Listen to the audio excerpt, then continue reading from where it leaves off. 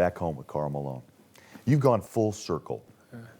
Grew up in Louisiana, NBA career, MVP, now retired. You've gone full circle. Yeah. Is it good to be home? Oh, yeah. Craig, from the first day I got drafted and I left here, I was trying to get back home ever since then. You know, I enjoyed what I did. I love what I did. But I knew I was coming back home. If I lived long enough, I knew I was coming home. I knew it. I never lost touch with friends back home. I never lost touch with home, or not being ashamed to say I'm from a small town in Louisiana. I'm proud of where I'm from. So many people doubted that I would come back home, because I would hear them. Oh, he'd go out there and he'll marry some girl and they'll move to such and such and they'll never come back home, they'll never do anything back here. I came home every summer for 3 months. I never forgot where I'm from. Do people accept you, though, and wonder, why are you back? A man who made millions in the NBA, why bother with us instead of being out there in Los Angeles or Salt Lake or anywhere in the country? You know, do you get that? You know why? Because I'm one of them. My friends knew I wanted to be home. It had absolutely nothing to do with the people in Utah for me leaving. I needed to be kicked out of the nest. I needed to fly on my own. I needed to prove to myself that I could do it on my own. Well, were you too comfortable there? Yeah, I was.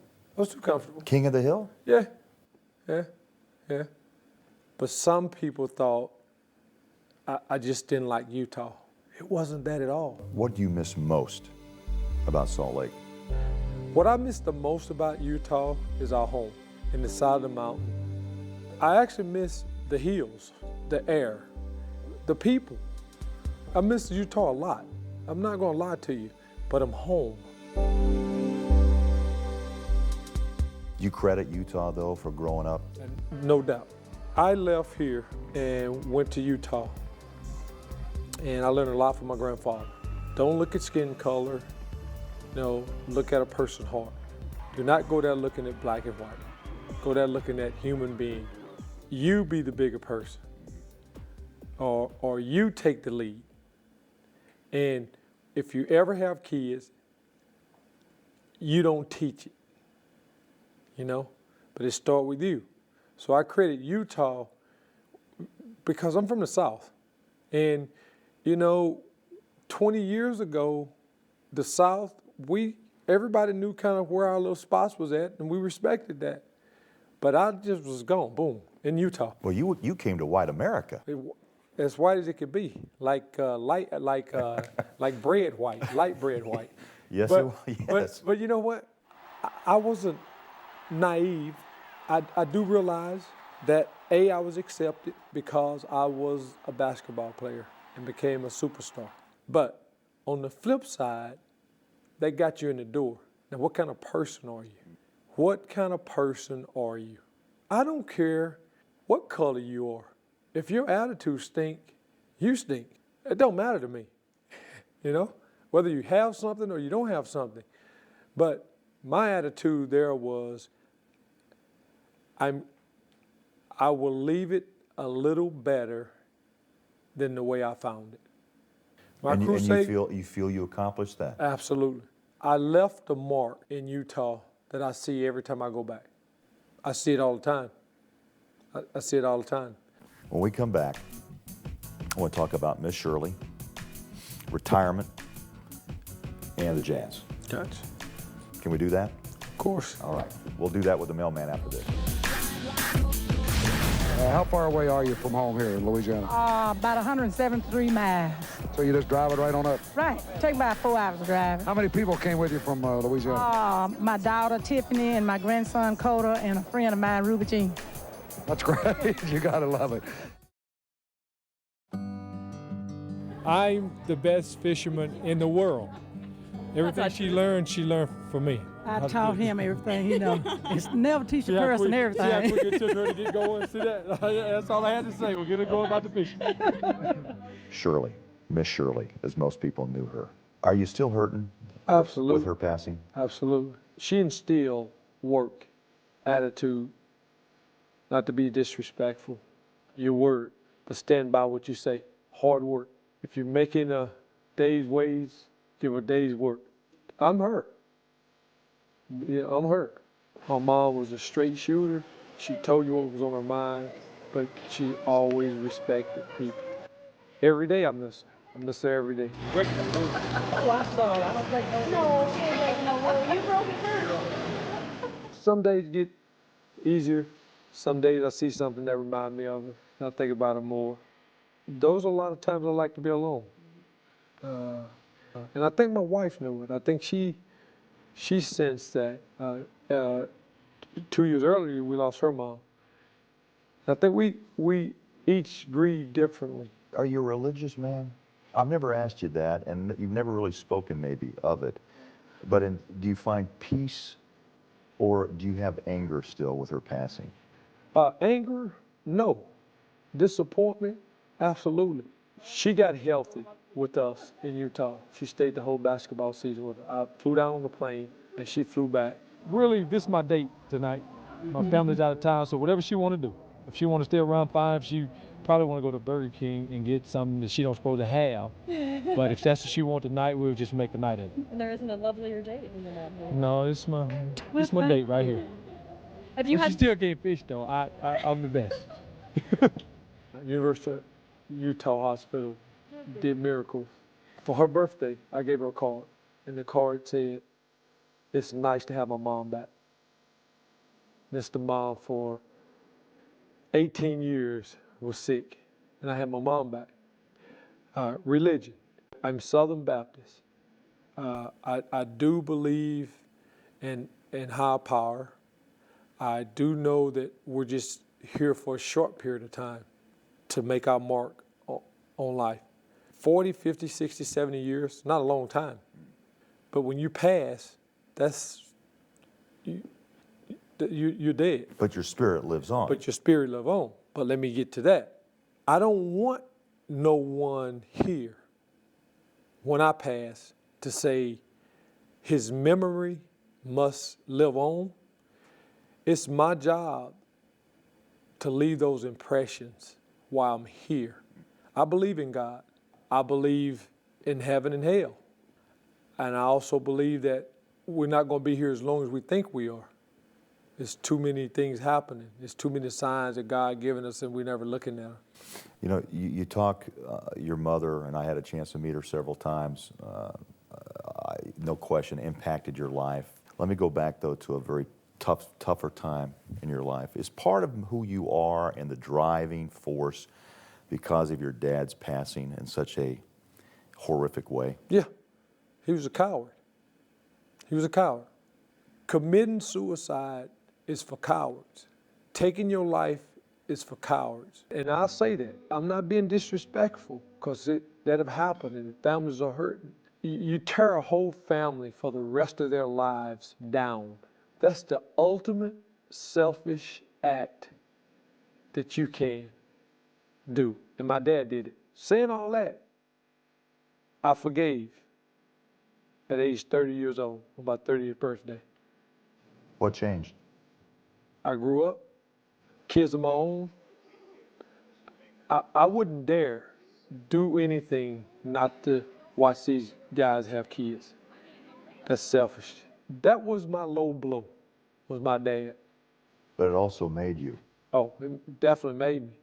It made me a strong individual. It made me a respectful individual.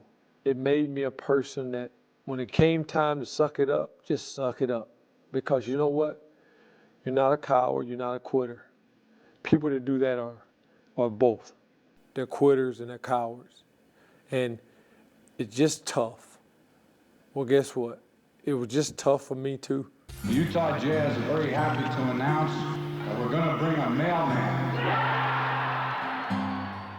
As we talk about people who influenced your life, Am I wrong to say that Frank Layden was the next step in development?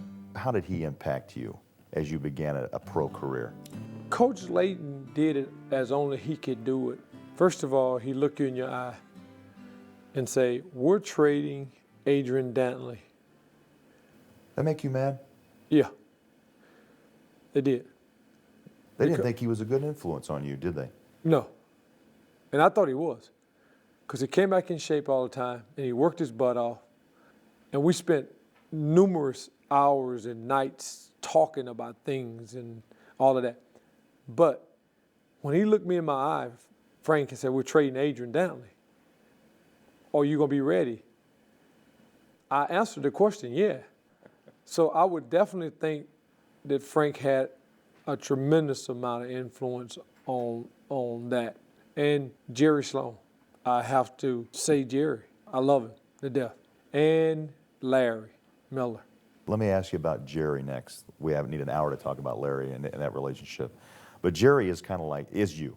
Yeah. Work ethic. I'm him. You're him. Yeah. Because you came to work, and he uses the lunch pail line every day. Right. And I think probably that's what is frustrating for him now with the new Jazz, because They don't bring the lunch pail now, they bring the Ziploc. they bring the Ziploc bag. Yeah. Do you see it? Yeah. Yeah. Anger you? Yeah. But you know what? I stepped out of the picture. That was the right thing to do. But you left a shadow. Well, I left a shadow that God gave me to leave by working my butt off. Now, if other guys don't choose to leave a shadow, that's their fault. I didn't walk in saying I'm going to do this and going to do that. I just let my actions speak. I just played the game. I respected the game. I gave credit where credit is due. Every person in that arena was a part of every bucket I scored, was a part of every rebound. They was a part of me. That's what I miss. I told people, a career is like a basketball. When you first throw it in the air, it bounces high. It's a little lower, little lower, little lower. Then it roll, then it come to a stop. That was my career. I loved it. But the most precious thing I have to me now, other than my family, is my time. Malone put in his time not only on the court, but off the floor as well.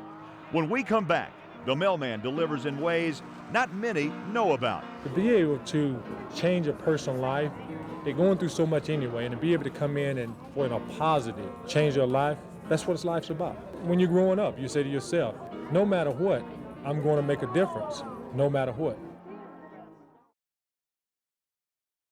That's not how Nate showed you how to shoot now. Nice shoes you got on, though. But go ahead. Because of Karl Malone's status, he was in a position to make a difference for those less fortunate. And he did so without much fanfare. But with his celebrity came the spotlight. With spotlight comes criticism Yes. and praise. Yes. And you heard plenty of both. Both. I realized one thing. You're never, ever, ever going to please everybody. Took you a while to learn that, Took though. me a long time to learn that. I took things to heart. Yep. When I stopped listening to the radio stations, stopped reading the newspapers, and just started being around the people. How long did that take you? Oh, it took me 10, 12, 13 years. I made a change, and my change came in Utah. After probably about my 12th or 13th years, when I changed and allowed myself to start being selfish for me. And that's when I think I was a better person.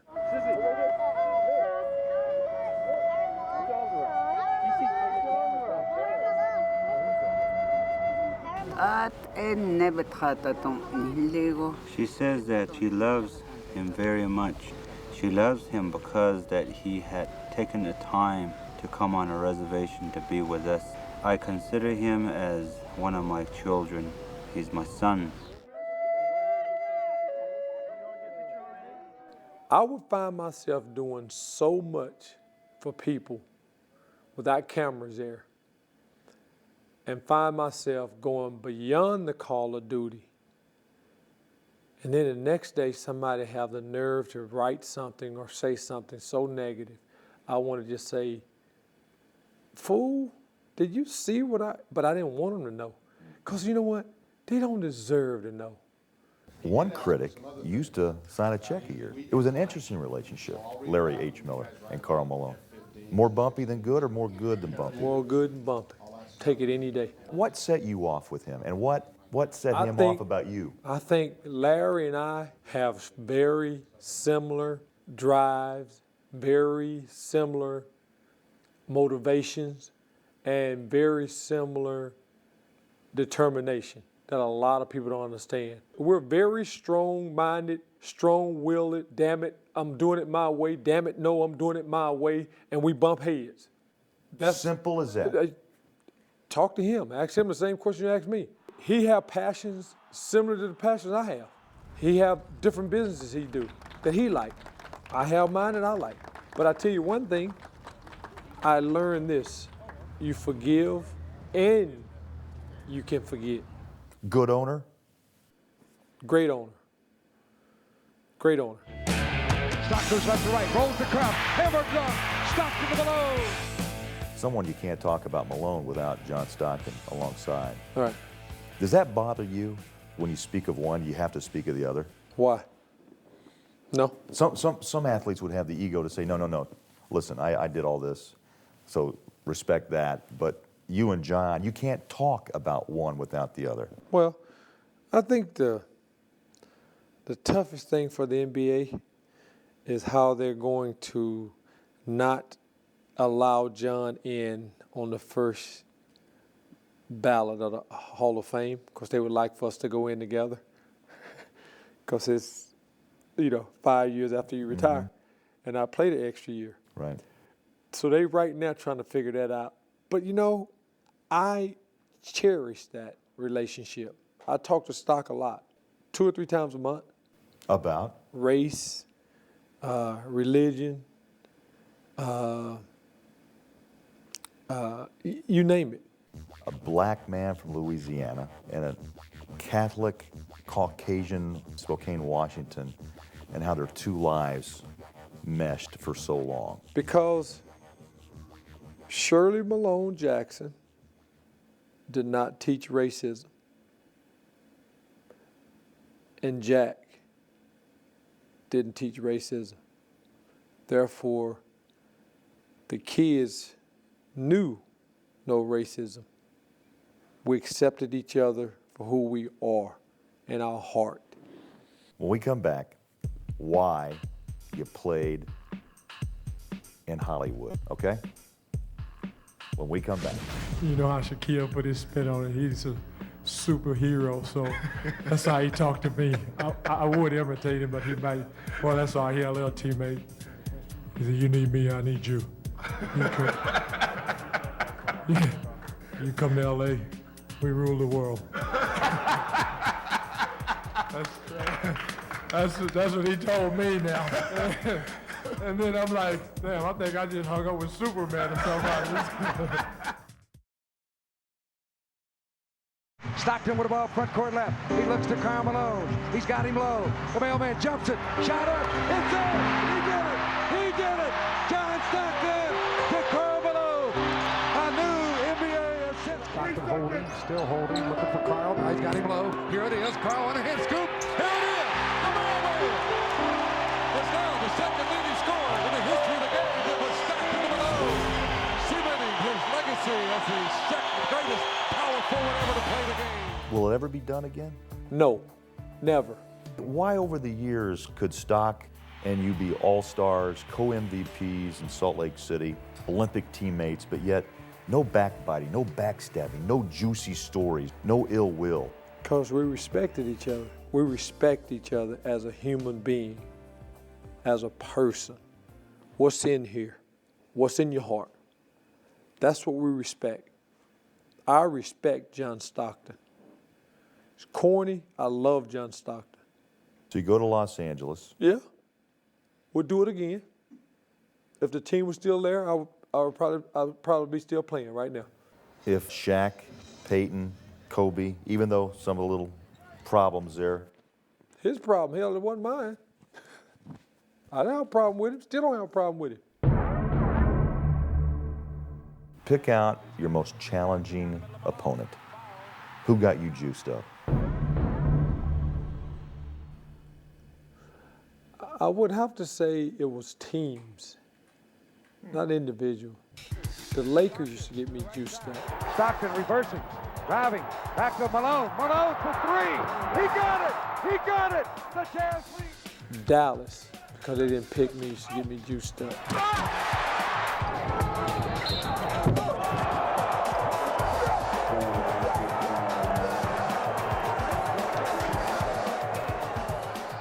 And the Celtics, because of the history. Position to fall away from 10. Good. By Mailman. I used to love to play in Madison Square Garden with the history.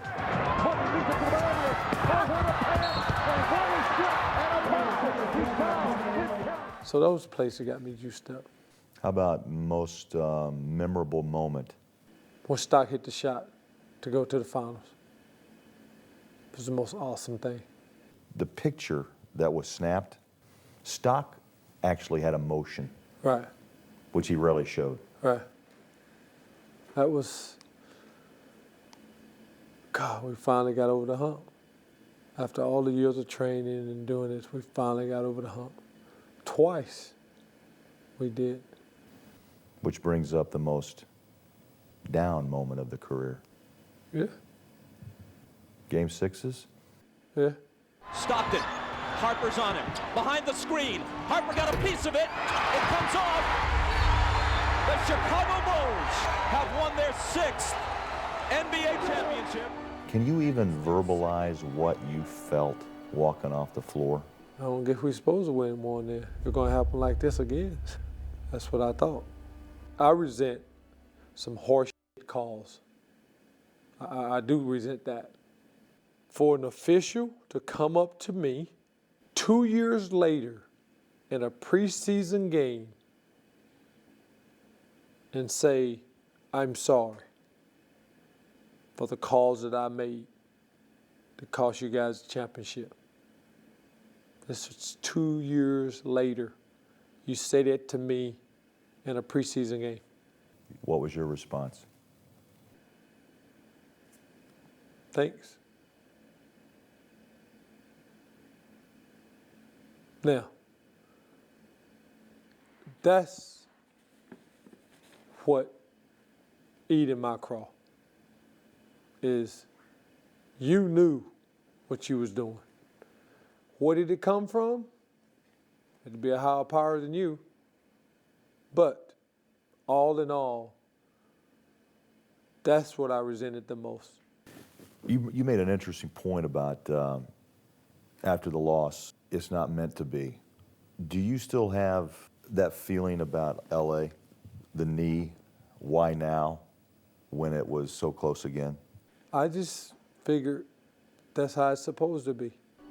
I wasn't upset. I was upset that I got hurt. My body did not let me down. A fluke 20-foot jumper with Williams landing on my knee in an awkward position, shooting a jump shot. That right there is what disappointed me. But no, I got over that with my mom. I think by losing my mom helped me get past that part of it. Because that was tough, never being hurt. And I'm hurt and I can't do nothing. Mm-hmm. You tried. You came back. Yeah, I tried. And the same spot again. Think about it. Think about it. The same spot again. We were starting to roll, and in the same spot. What do? I don't look and say, God, my career cut short. I'm bitter. No. My bitterness is for the right reason. It's people who are not conducting themselves like they should as professionals. Regrets? None. Said it, meant it, did it, wanted to do it. Next thing.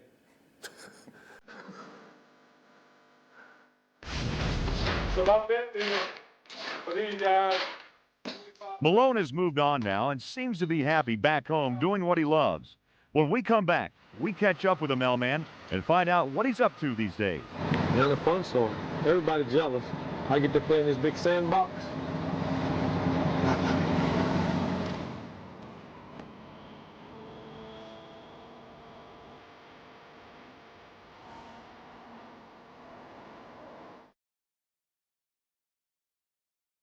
While I'm doing this, when you get my dozer oil checked and changed and started up for me, let it warm up.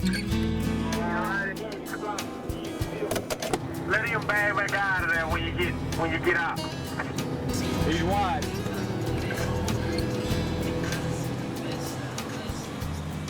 Back home, at home with Karl Malone as we roll down this interesting road tonight. Before we talk about 32 going up, life has changed drastically for you, and you talk about trucks and logging and moving dirt. You got your hand in a lot of things here in retirement. Tell me a little bit about all of that. Well, we have Malone Properties, which is a parent company of a lot, MT Wet Yard, where we buy and store logs for timber companies. We merchandise the log. We own 6,000 acres of timberland. We own dirt pits. We own gravel pits. We harvest our own gravel, do our own logging, buy gate wood. Malone Construction and Development. We do our own building lots, operate heavy equipment. Self-operator, taught myself, watch videos, learn how to run them. Then people pay you to do it, so I do that. I'm living a dream. I'm living a life dream that I never thought I would ever be able to do. You made millions. Most successful athletes don't get dirty. Most are living the good life. Cars, homes, travel. Why do you get dirty? Because it keep me grounded. I grew up every day as a little boy being dirty. And is that all about Shirley? Is that all about Mom? It's all about Mom and my grandpa. That's what it's about. And I look at it now is I'm literally playing in a big sandbox with big toys. The little toys that I used to push across the lawn. Now I'm in a big sandbox and I'm doing this every single day.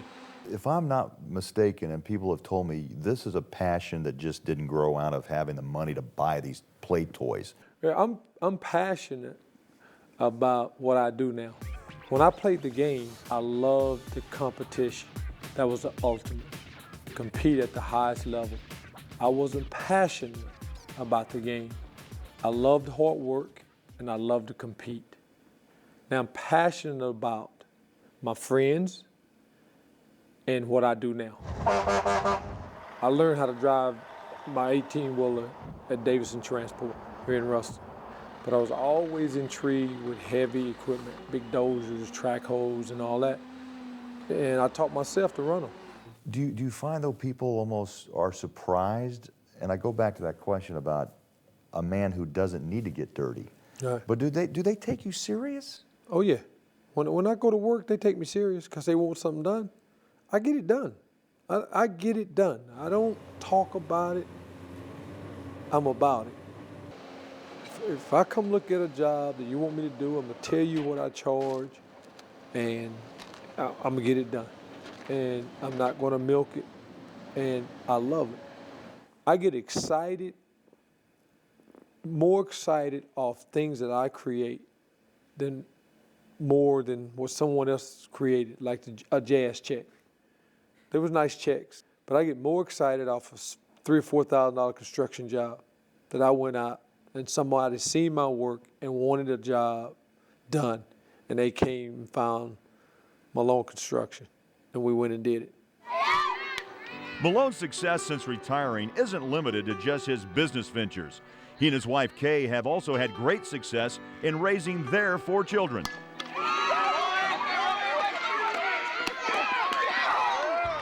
Most proud of? My family. My family. Kay Malone. We have an awesome, awesome relationship. How many years now, married? 15. going on 16. And she might think it's work, but it's not work. She gives you space. She give me space, and I try to give her space, but she don't want it. I say, hey, call and get the plane and get your girlfriends and go somewhere. What, are you trying to get rid of me? So I said, nope. I said, well, I need to get away. So I go to Utah, I go hunting, I do that. She's a sweet person. She's a sweetheart. Person off the court, not as a basketball player, very, very sensitive, very genuine, very honest, and just a gentleman. Very romantic when he wants to be.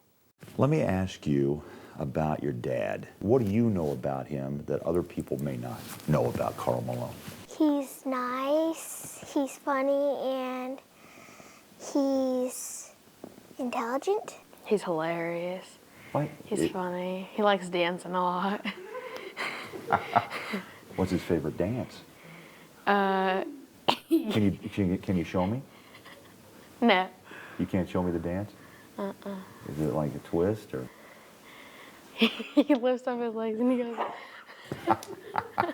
Do you feel that any different since he's retired from basketball? A lot of difference because, well, we have dinner a lot together, and he likes to come to our games and stuff. Like, he can actually be there, and he likes to support us when we have like plays or projects or something. He's a very down-to-earth person, you know. You can talk to him, he's very understanding. So pretty much wherever you bring to him, he either done been in that situation or been close to being in that situation, he can relate to it pretty much. What has he taught you about life and about being a young man growing up? Never to give up. What do you want to be when you grow up? A monster truck driver or basketball player. Well said. And I'll work for my dad. And work for your dad. As we talk to your kids, I sense the teaching of respect. Yes. Respect, to me, is bigger than love. The word respect is bigger than love. If you look in the Bible and find love, respect not going to be too far away. If you find respect, love is not going to be. They're intertwined. But I think respect is bigger than love. Where did all this philosophy come from? I talked a lot, Craig, but I listen a lot. They never told you how much I listen. They always showed you the things I said, but I listen. It's just knowledge from being around older people, their thinking, their attitudes. And it's simple. You don't need a book. But when you're deep, you got to be deep within yourself. You got to know who you are. You got to know who you are as a person and know your limitation and get out of yourself what you need before you pass it on to someone else. When we come back, retirement night, 32 going up, March 23rd. All right. We'll talk about it when we come back. I would like to say to John, he taught me more than the game of basketball. He taught me things as a person that will follow me the rest of my life. I've also had the opportunity to play 18 years with the best power forward in the history of the game, Karl Malone.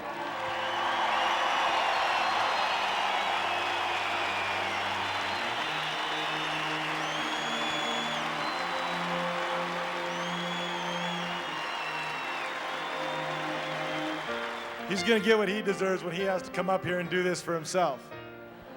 March 23rd, you'll be honored with one of the great moments in any athlete's professional career, to have your number put into the rafters. A feel-good night or a mixed emotion night? No, feel good. Feel good. I came, I played my butt off every night, so you retire my jersey. It don't say that just because you did certain things, your jersey is supposed to be retired. Karl, you have got to want 32 next to 12. Oh, that's the only place it's going to be. Yes, I want 32 next to 12. But you know what really got my heart pumping? Is the statue. My first impression is right here. It's mighty lonely up here, and it'll be good to see the big fella up here in short order. For a year now, it's a story half told. We'll be able to tell the rest of the story when we put Malone there. I certainly have had a very strong desire to make a great piece of art out of both of these. Something that would capture the spirit and the soul as well. But I think you'll like it. I think it's a great piece, and I hope he really likes it.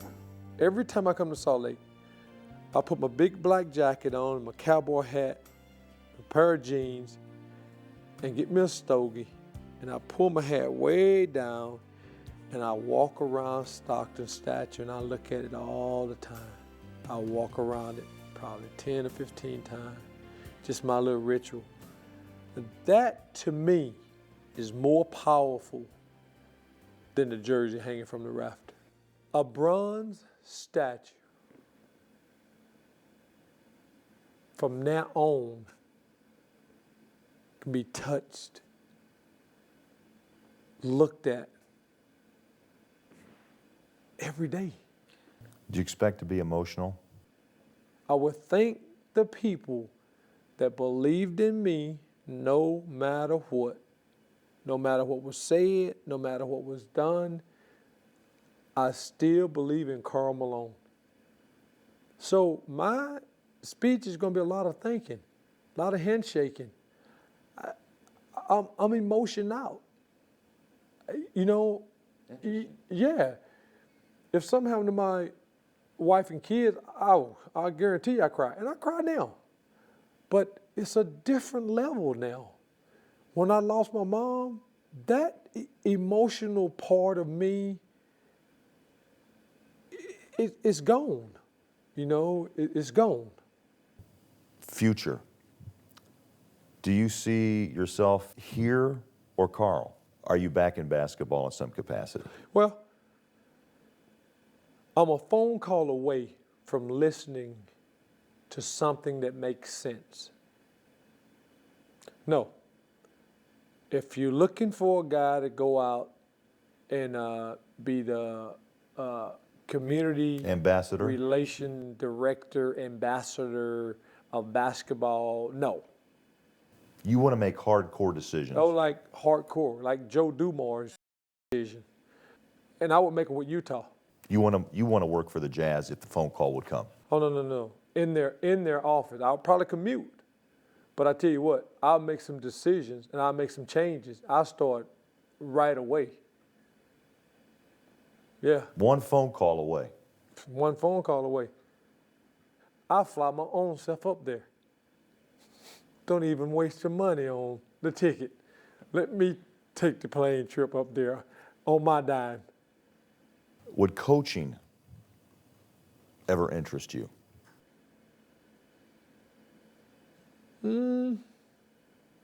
Maybe, if I had the right assistants. Stockton, Hornacek come to mind? Stockton, Hornacek, Delaney Rudd, John Starks, Mike Brown, Mark Eaton, Darrell Griffith, Thurl Bailey, Adrian Dantley. Had you not been injured, would you finally be having a ring in your mind? Well, I think, but. Are you at peace that you did not win a ring? Absolutely. I'm at peace every single day of my life that I wake up with a big smile on my face saying, the day is a good day. Would you like to play that sixth game one more time? Nope, I'm done. I don't want to play it no more. I'm playing the game of life now and having a damn good time doing it. And with that, we'll say good night, as Karl Malone has definitely come home. Mailman, thanks. You're welcome.